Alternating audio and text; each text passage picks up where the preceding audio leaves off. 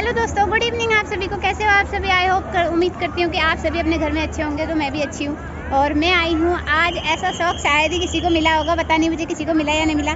मुझे सबसे बड़ा शौक मिला, हमें जाना था हरिद्वार और वहाँ गए वैष्णो देवी। शायद ऐसा लगता है कि माता रानी का बुलावा आया होगा। आप में से जिसके साथ ऐसा हुआ है कमेंट करके ज़रूर बताइएगा। मेरे साथ ये फर्स्ट टाइम हुआ है। तो आप देख सकते हैं वैष्णो देवी का स्टेशन कुछ इस तरीके से दिखता है बाहर से, और काफ़ी भीड़ है क्योंकि अभी आधी भीड़ अंदर है क्योंकि आई कार्ड नहीं बनवाया। आई कार्ड हमने बनवा लिया है तो हमारा हैंडीकैप कोड होता है तो इसलिए हमारा जल्दी बन जाता है, उसमें कोई दिक्कत नहीं होती। हमें 2 मिनट लगे आईडी कार्ड बनवाने में। आपको कितना टाइम लगेगा वो पता नहीं, आपको लाइन में खड़ा होना होगा तो ही मिलेगा। तो चलते बाहर। पहले सोचा है कुछ फ्रेश वगैरह होके, हाथ मुँह धो के, खाना वगैरह खा के उसके बाद चढ़ाई करेंगे। बाकी चलते देखते क्या करेंगे। आप देख सकते हैं यहाँ से दिख रहा है अर्धकुंवारी का भवन मंदिर।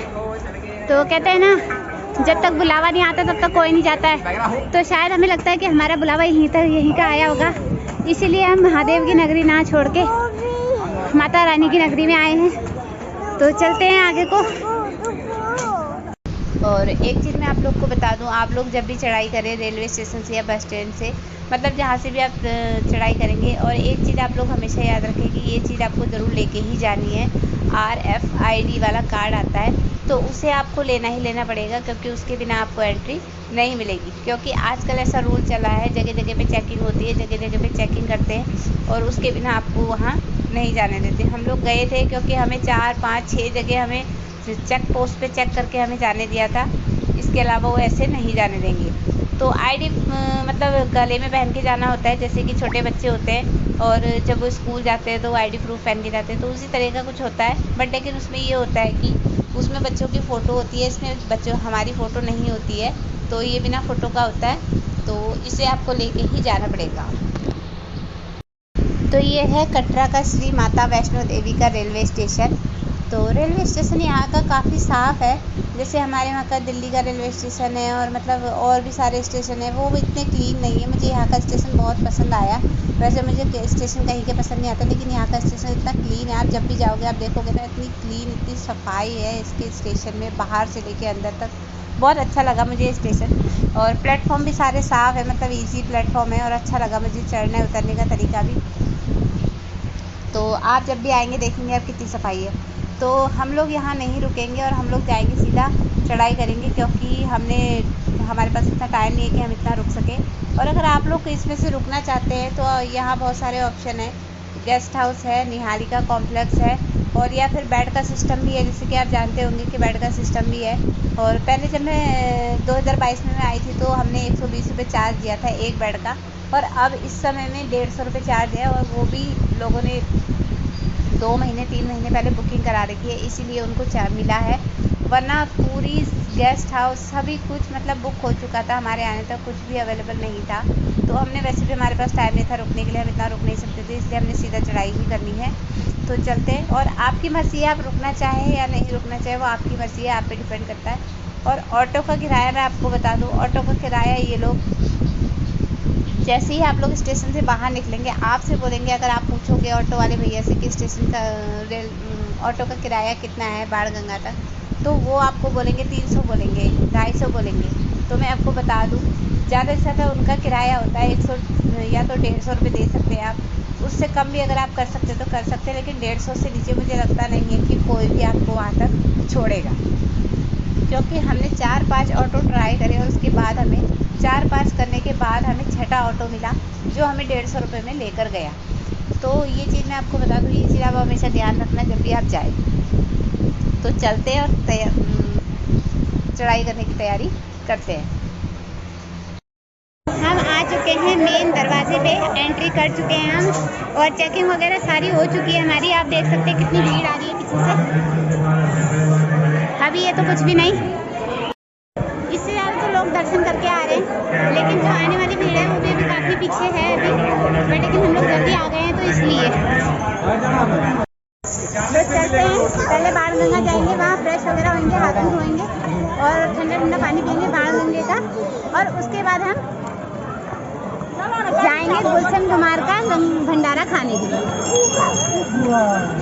और आप देख सकते हैं कितने लोग आ रहे हैं, कितने लोग जा रहे हैं और बहुत मज़ा आ रहा है जाने में। अभी तो बिल्कुल थकान नहीं हो रही है, बट आगे जाके पता चलेगा कि कितनी थकान होगी या कितनी थकान नहीं होगी। बट वैसे तो कहते हैं ना, माता रानी का नाम लो तो थकान वगैरह सब कुछ गायब हो जाता है, तो वही किस्सा है। तो चलते हैं और माता रानी के दर्शन करते हैं। मैं पहले जब आई थी तो बहुत ठंडा था, मैं सर्दियों में आई थी। तो पहले जब मैं आई थी तो मैं सर्दियों में आई थी, बहुत ठंडा था, इतना ठंडा था कि पैर नीचे नहीं रखे जा रहे थे, इतनी बर्फ़ वगैरह थी, तो बहुत वो लग रहा था। और अब तो थोड़ा मौसम ठीक है, हमारे वहाँ से थोड़ा बेटर है मौसम, थोड़ा हल्का फुल्का। बट बाकी अभी आगे जाके देखते हैं कितनी थकान होती है और कितना चलते हैं हम। तो ये है बाणगंगा, देख सकते हैं आप लोग नीचे नहा रहे हैं। वैसे बाणगंगा में पानी नहीं है, बट लेकिन जब पानी आता है तो बहुत स्पीड से आता है, कहते हैं यहाँ पानी। ये बाणगंगा में आप सभी को पता ही होगा कि माता ने तीर चला के बाणगंगा शुरू की थी और यहीं अपने केस धोए थे, तो इसीलिए ये प्यास भी बुझाता होता है लोगों की और थकान भी मिटाता होता है। इस पानी में नहा के लोगों की थकान ऐसा लगता है कि बिल्कुल थकान है ही नहीं। हम लोगों ने इधर बाणगंगा में हाथ मुँह धोए, बिल्कुल ऐसा लगा कि जैसे हम बिल्कुल फ्रेश हो गए हैं, बिल्कुल थकान ही नहीं लगी, बिल्कुल इतना अच्छा लगा कि मैं आपको बता नहीं सकती। तो ये था बाणगंगा, और चलते हैं बाणगंगा से आगे को। तो ये था बाणगंगा, अब चलते हैं थोड़ा ऊपर, खाना खाते हैं भंडारे में। तो हम आए हैं यहाँ का गुलशन कुमार जी का भंडारा खाने के लिए। तो हमें सबसे पहले यहाँ भंडारे में हलवा मिला है, आप देख सकते हैं। हलवे की खुशबू इतनी अच्छी है कि मैं आपको बता नहीं सकती कि कितना अच्छा हलवा होगा। तो टेस्ट करके मैं आपको बताती हूँ कैसा है। जैसा कि आपको पता ही होगा, गुलशन कुमार जी माँ वैष्णो देवी के बहुत बड़े भक्त थे और टी सीरीज कंपनी के मालिक भी थे। तो उन्होंने ये भंडारा चलाया कि भक्त जो भी मतलब जिनके पास कुछ ना हो भाई वो खाना खा सके, उन्हें पैसे खर्च करने की ज़रूरत नहीं है। तो मतलब खाना यहाँ ये नहीं है कि बहुत स्वादिष्ट खाना मिलता है, मैंने पहले भी खाया हुआ है। तो अब हम फिर से खाएँगे, देखते हैं लंगर में क्या क्या मिलता है हमें।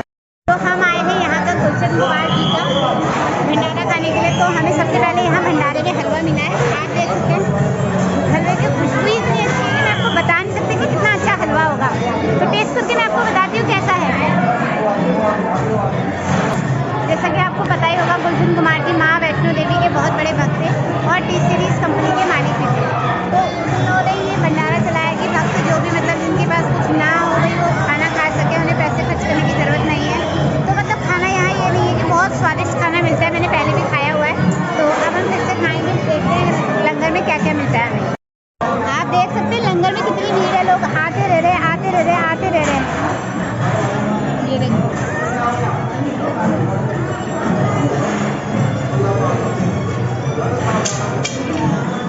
तो ये है गुलशन कुमार जी का लंगर। हम अभी बैठे हुए हैं, जहाँ पे हम बैठे हैं वहाँ पे सामने मंदिर है, ये गीता मंदिर है, आप देख सकते हैं। मंदिर है लेकिन बहुत चढ़ाई है, आप देख सकते हैं लोग कैसे जा रहे हैं, कैसे उतर रहे हैं और चढ़ भी रहे हैं काफ़ी लोग, क्योंकि यात्रा तो पूरी रात चलती रहती है, लोग रुकते नहीं हैं, बस चलते रहते हैं माँ का नाम लेके। और वही हम भी कर रहे हैं, देखते हैं कब तक चल सकते हैं हम। तो ये आ गया माता रानी का चरण पादुका मंदिर, आप देख सकते हैं कितना अच्छा लग रहा है बाहर से देखने में। और अंदर चलते हैं, वैसे अंदर देख के आते हैं। तो यह है चरण पादुका मंदिर।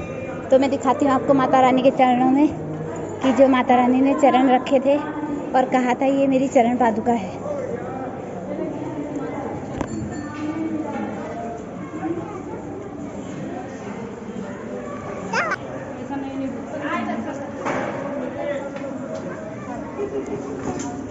तो ये थी चरण पादुका, आपने देखा पंडित जी बैठे हैं वहाँ, और भी देवी देवता हैं यहाँ। 9 देवियों का वास है, आप देख सकते हैं, पूरी 9 देवियाँ हैं इसमें।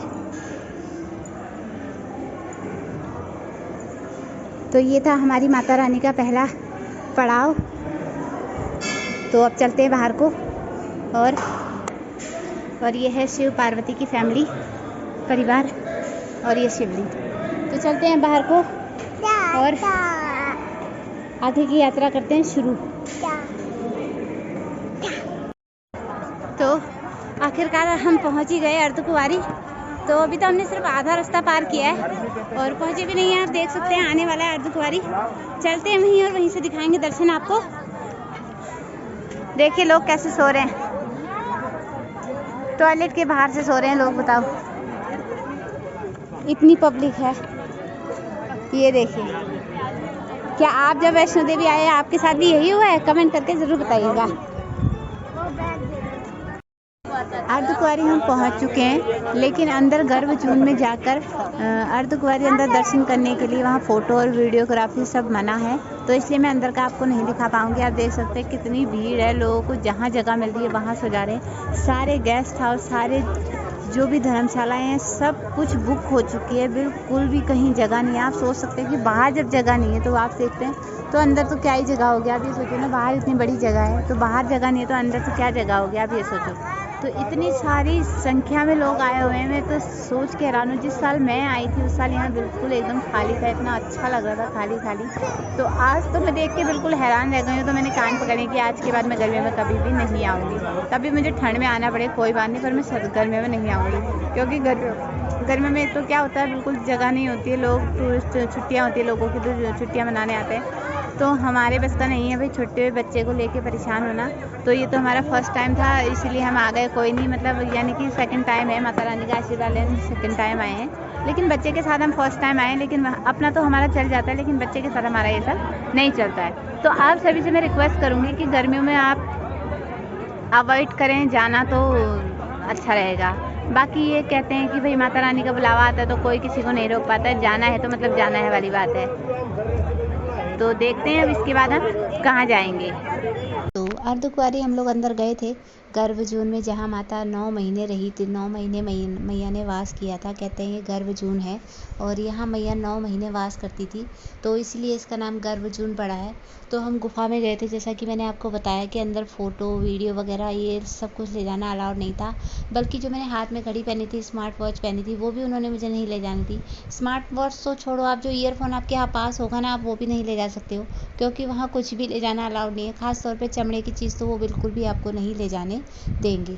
तो हम लोग आ चुके हैं वहाँ से दर्शन करके गर्भजून से, और अंदर जाने की लिमिट अभी उनकी सिर्फ ये है कि वो एक बार में से 20 लोगों को जाने दे रहे हैं, और इससे ज़्यादा लोगों को नहीं जाने दे रहे, क्योंकि काफ़ी लोग हैं जो मतलब इतने दिनों से लाइन लगा के रखे हैं। पर्ची लेके रखी है उन्होंने, 2 दिन बाद 3 दिन बाद नंबर आएगा। एक मैडम से मैंने बात करी थी तो उन्होंने बताया कि भाई हमें 3 दिन हो गए हैं, 3 दिन से लाइन में लगे हुए हैं, और तब से हम यहीं अर्धकुंवारी में हैं ताकि गर्भजून के दर्शन हो जाएं। तो मुझे लगता है कि शायद उनकी किस्मत में माता रानी का आशीर्वाद नहीं होगा, इसलिए उनके गर्भजून के दर्शन नहीं हुए। 3 दिन वेट करने के बाद वो लोग अपने घर चले गए, क्योंकि वो अजमेर से आए थे। उन्होंने कहा कि हमें घर भी जाना है, काफ़ी मतलब इतने दिनों से हम निकले हुए हैं, घर खाली छोड़ा हुआ है, अच्छा नहीं लगता है, ऐसे घर नहीं छोड़ते हैं। तो वो थक हार के चले गए हैं, क्योंकि उनकी किस्मत में शायद माता रानी के दर्शन नहीं थे, और हमारी किस्मत में शायद माता रानी के दर्शन थे, इसलिए जिस दिन हम गए उसी दिन हमारे दर्शन हो चुके थे। हम जैसे ही हम पहुँचे 1 घंटे बाद हमने गर्भजून के दर्शन कर लिए थे, और गर्भजून के दर्शन करके इतना अच्छा लगा, मतलब इतना अच्छा लगा। फर्स्ट टाइम था मेरा गर्भजून के दर्शन करना, क्योंकि जब मैं आई थी 2022 में मैं आई थी शायद, तो उस टाइम पे कोरोना की वजह से लॉकडाउन था और गर्भजून की गुफा बंद कर रखी थी, तो इसीलिए हम गर्भजून की गुफा पे नहीं जा पाए थे। तो आप कभी गर्भजून की गुफा पे गए हो, और कैसा लगा हो आपको गर्भजून की गुफा, कमेंट करके ज़रूर बताइएगा। मुझे तो बहुत अच्छा लगा गर्भजून की गुफा में जाकर। और तो खाना वगैरह हमने पहले ही खा लिया था, दर्शन करने से पहले खा लिया था। खाने वगैरह के सिस्टम यहाँ बहुत अच्छे हैं, मुझे भी अच्छा लगा। जैसे सागर रत्ना है, पूजा है, और मैकडोनर भी है शायद, मैंने देखा आगे सामने मैकडोनर भी था। तो मैकडोनर तो हम नहीं गए थे, हमने सागर रत्ना में खाया। काफ़ी अच्छा खाना था और प्राइसेस भी काफ़ी अच्छे लगे मुझे, मतलब इतना हैवी भी नहीं था, इतना कम भी नहीं था, मतलब काफ़ी अच्छा लगा। खाना भी अच्छा था, क्वालिटी भी अच्छी थी, और अच्छा लगा खाना खा के। अगर आप लोग भी खाना चाहें, मतलब जैसे अगर आप लोग नीचे से आते हैं, कई लोग होते हैं कि भाई अपने साथ में ही लेकर आते हैं, बट लेकिन हम लोग साथ में नहीं लेके आए, क्योंकि हम इतना लोड नहीं लेके आए नीचे से। तो आप लोग यहीं खा सकते हैं, और अब थोड़ी देर हम आराम करेंगे। खाना वगैरह हमारा हो चुका है, दर्शन भी हमारे हो चुके हैं अच्छे से गर्भजून के, और अब हम थोड़ी देर आराम करेंगे। आराम करने के लिए वैसे जगह तो नहीं है, बट कोई नहीं, नीचे कंबल लेके हम भी थोड़ी देर ऐसे ही बैठेंगे, क्योंकि सोने को तो नहीं मिलेगा, बच्चा है साथ में, इसे हमें सुलाना ही पड़ेगा। और सवेरे नहाने का वॉशरूम वगैरह, नहाने के लिए स्नान घर खुलेगा, टाइम है सवेरे 6 बजे खुलेगा, 9 बजे बंद हो जाएगा। ये टाइमिंग मुझे समझ नहीं आई कि 6 बजे खुलेगा 9 बजे बंद हो जाएगा। 2 घंटे में आप ये सोच सकते हैं कि कितने आदमी नहाएंगे, बट ये चीज़ चीज़ मुझे बहुत अच्छी नहीं लगी, क्योंकि इतने 2 घंटे में कोई भी नहीं नहा सकता है। और यहाँ के वॉशरूम का एक नियम है कि बाथरूम में अगर आप जब भी नहाओगे तो साबुन आप यूज़ नहीं कर सकते हो। ये चीज़ उन्होंने वर्जित करी है, लेकिन फिर भी लोग लगा लेते हैं, वैसे नहीं लगाना चाहिए। हम भी देखते हैं कि साबुन तो वैसे हम लेके आए हैं, लगाएंगे या नहीं लगाएंगे वो तो सवेरे पता चलेगा। तो थोड़ी देर आराम करेंगे और बच्चे को भी सुलाएंगे, वो भी थक चुका है। और सुबह मिलेंगे फिर नहा धो के कि हम चलेंगे भवन की तरफ को।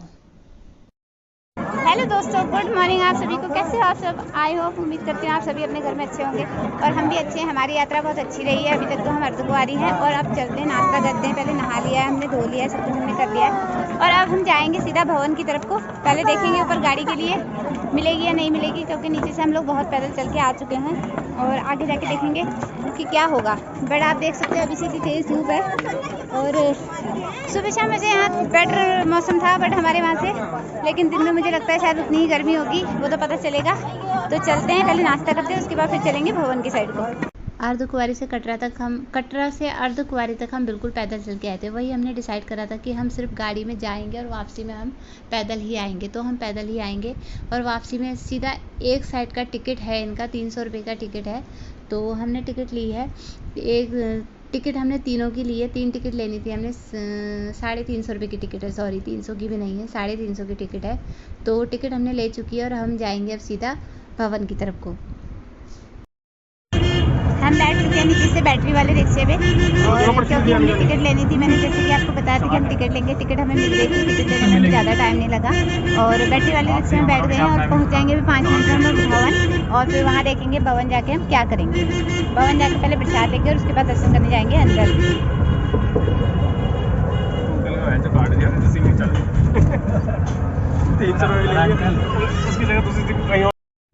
तो गाड़ी से हम लोग उतर चुके हैं, जा रहे हैं भवन की तरफ, पैदल चल के जा रहे हैं। और मैं बिना चप्पल के, वैसे भी मैं नीचे से ही बिना चप्पल के आई थी और यहाँ से मैं बिना चप्पल के ही जा रही हूँ, नंगे पैर जा रही हूँ। तो ऐसा कुछ नहीं है, तो मेरी खुशी है कि मैं पैदल ही जाऊँ नंगे पैर। तो देखते हैं दर्शन करने में हमें कितना टाइम लगता है। पहले प्रसाद लेंगे और फिर दर्शन करेंगे।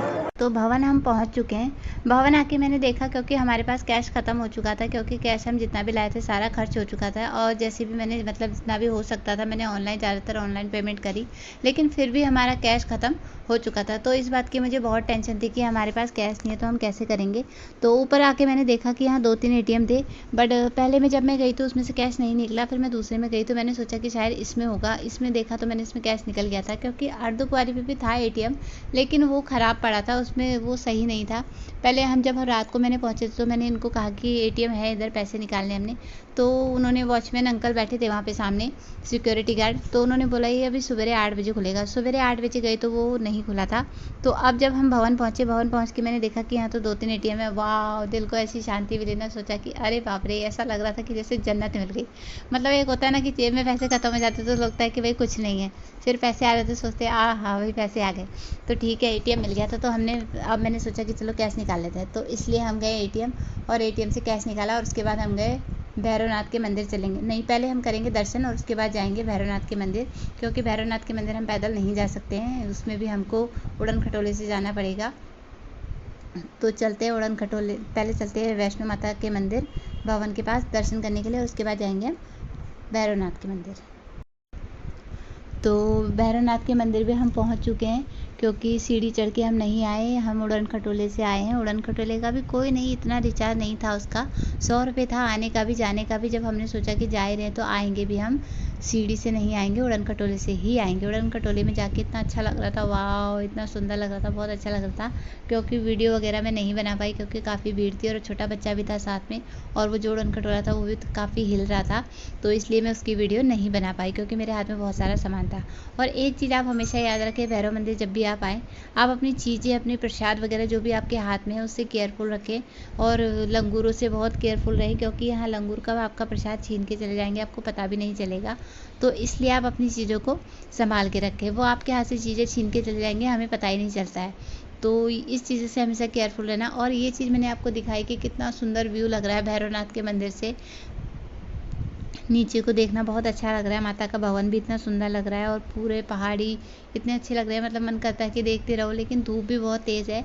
देखा कि मैंने आपको बताया कि धूप भी कितनी तेज़ है। धूप मतलब जितनी भी तेज़ हो, मतलब हमारे वहाँ से टेम्परेचर यहाँ काफ़ी कम है, क्योंकि हमारे वहाँ की धूप ऐसी है कि बिल्कुल एकदम चुभती है, बिल्कुल लगती है, उसमें बिल्कुल पसीना पसीना आ जाता है।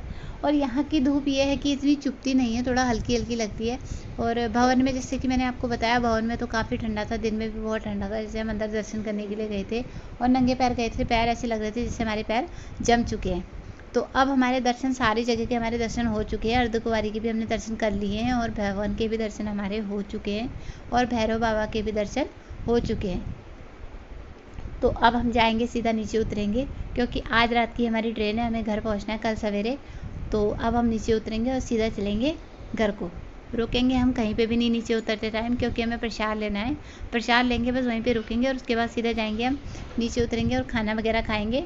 और खाना वगैरह खा के सीधा हम जाएंगे स्टेशन, और स्टेशन से ट्रेन पकड़ के हम सीधा घर। और एक चीज़ आप हमेशा याद रखें, जब भी आप माता वैष्णो देवी के दर्शन करके आएँ, सबसे पहले जब आप नीचे उतरे तो हाथ जोड़ के, दोनों हाथ जोड़ के ऊपर को माता को आशीर्वाद से हाथ जोड़ के ये विनती करें कि हे माँ, हम इस बार आए हैं, बहुत जल्द हमें दोबारा बुलाना, हम दोबारा आएंगे। और एक चीज़ हमेशा ये चीज़ भी याद रखें कि आप वैष्णो माता के दर्शन करके लहसुन प्याज खाने से बचें, जब तक आप घर जाके छोले हलवा पूड़ी ये चीज़ें बना के कन्याओं को सर्व ना कर दें। अगर आपके पास कन्याएं अवेलेबल नहीं है तो आप गाय को खिला सकते हैं, कोई नहीं। उसमें कहते हैं कि 33 करोड़ देवी देवताओं का वास होता है, तो कोई बात नहीं। तो देखते हैं, हम भी चलते हैं घर को।